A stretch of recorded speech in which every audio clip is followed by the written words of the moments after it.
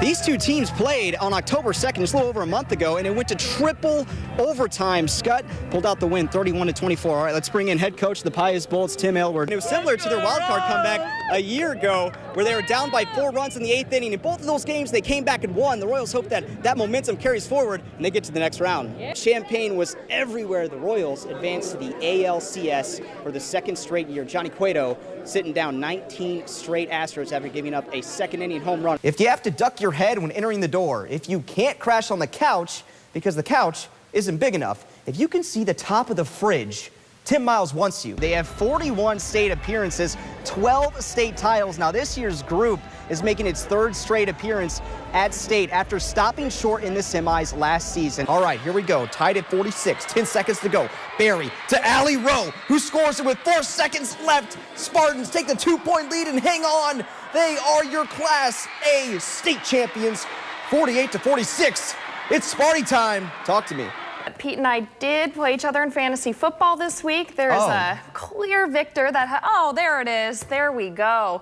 Clear victor emerging right there. Is this what you were doing today? So I took Kenny Bell's advice, did a little research on orca whales via whalefax.org, transparency. By all accounts, Taysom Hill is video game strong. He can pass the ball, but really, he's known more for his run ability. Trey Bardsley shoots the tray. At 34 points per game, he averages more points a pop than any other player in Division III, Division II, and Division I. Nebraska softball is back in the NCAA tournament. Since April 4th, they've won 15 of 18 games, and they haven't lost a series. Now, I'm not saying that's because of these masks that they're wearing, because that would be silly. If you just caught the end of that one and you're a Husker fan, probably feeling a little bit down right now. We have seen a Hail Mary at Memorial Stadium once before. Let's break this one down. 4 broken tackles on the left side, reverses field. Check out the block by quarterback Tommy Armstrong. This is my favorite part, folks. He looks right into the camera. You go, Glenn Coco. That gave the Huskers the 7-0 lead. Like Bill Murray in Groundhog Day, Nebraska finds itself going in circles. The Huskers are going to have to turn it around in a hurry. If they lose one more game, then they won't be bowl eligible for the year, missing their first bowl since the 2007 season. And next up, they take on Michigan State. Sparty is undefeated. Expect the unexpected. That's been the theme for Husker football this season. Nebraska lost to Purdue 1 week ago, which could be considered one of the worst losses in recent Husker history. Then 1 week later, they turn around and they pick up one of their best wins. The scene, Saturday night. All right, Trevin, good stuff, man. Reporter from Lincoln, Peter Terpstra, Channel 8 Out News Sports.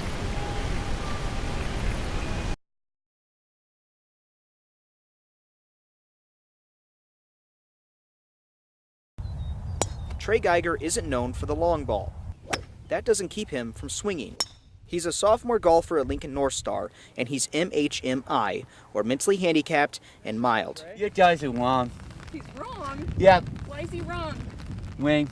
Trey's been around golf his entire life. His dad, Chad, is the head golf coach at Lincoln East. Barb, his mom, likes to tag along, and sometimes she captures moments like this. I hit the ball, rolled by the hole, almost went in. I thought, oh, so close to going in. I said, all right, Trey, you're up. There's no hesitating. He just puts it down, knows where the hole is, and hits it. Some say 10 feet, 20 feet, maybe 25. No one knows for sure. Goes right in. And then I was a little bittersweet because I missed it. A great putt, no doubt. But that's nothing new. He's been playing in North Star only this season on the JV squad, and already some say he's the greatest on the green. I'd say 25 yards and out, he'll put it to there every single time. He seems to do things at special moments, and I don't know if that's an act of God.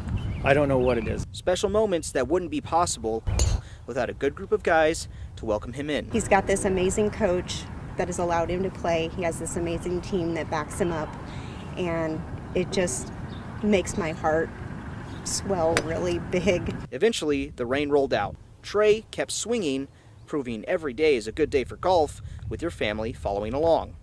Reporting in Lincoln, Peter Terpstra, Channel 8 Out News Sports.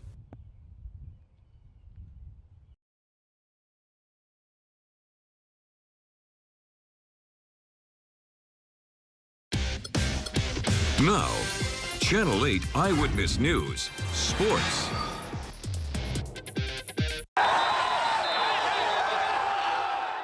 There's this song I used to sing in the orphanage when I'd get sad. It always cheered me up. Steps into the throw, in the wind, down to the goal line, and caught! Touchdown, BYU! Mitch Matthews on the last play of the game! The sun will come out tomorrow, so you gotta hang on till tomorrow. Tomorrow, I love ya. Tomorrow, you're only a day away. Sometimes you have a new coach, a new offense, defense, and special teams. Sometimes you lose on a Hail Mary with 1 second left, thrown by a backup quarterback. The sun came back up today, and we can all take a deep breath. After all, Ohio State lost its first game last season, and look how that turned out. Nebraska lost a heartbreaker to BYU 33-28 Saturday. Tanner Mangum tossed a Hail Mary to Mitch Matthews, sealing the deal. It was the first opening loss for Nebraska in 30 years, snapping the longest opening win streak in college football. Days like yesterday can be hard to swallow for Husker football fans. There's no time to pout, though. Plenty of football left. We got to move on. We got a long game, a long season. We got 10 more games in a row, and this is only the first one. We got nicks and bruises, but I think everybody's going to be fine. Coach talked to us before the game and asked, basically told us, we'll figure out what kind of guys we are during the game, and when stuff hits the fan, if you're going to start pointing the finger or if you're going to start coming together as a unit. Today, it didn't go our way, but I say we did come together as a team.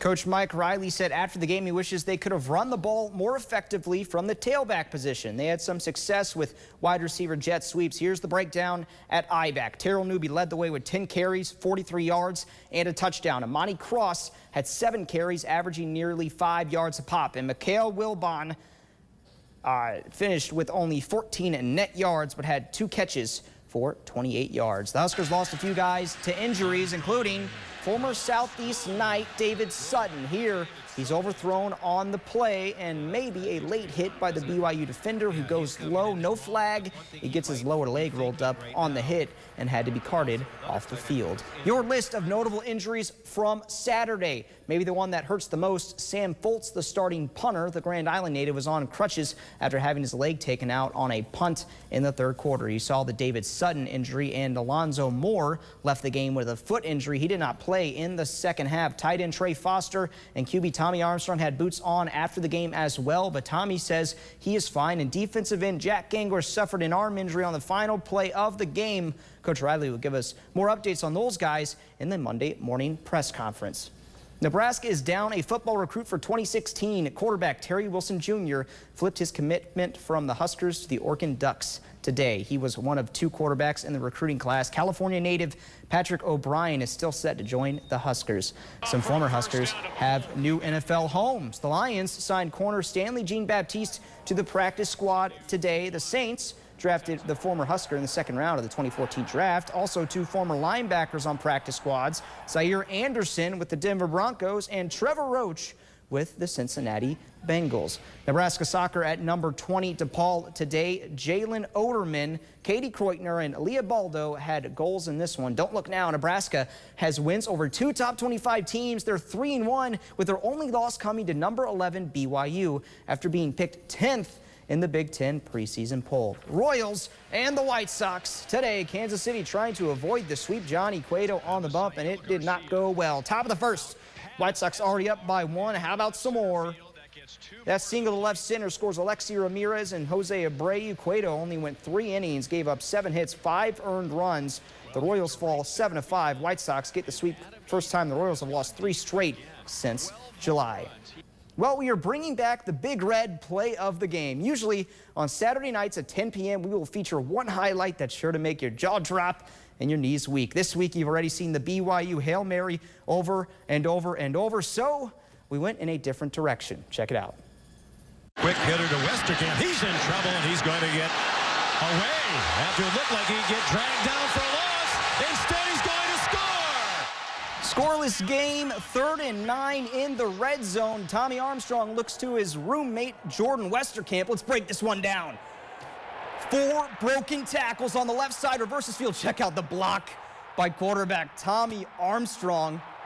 And that's not all. This is my favorite part, folks. He looks right into the camera. You go, Glen Coco. That gave the Huskers the 7-0 lead. That's our trial run for the Big Red play of the game. All right, thanks, Pete. Final check of your weather coming up after the break.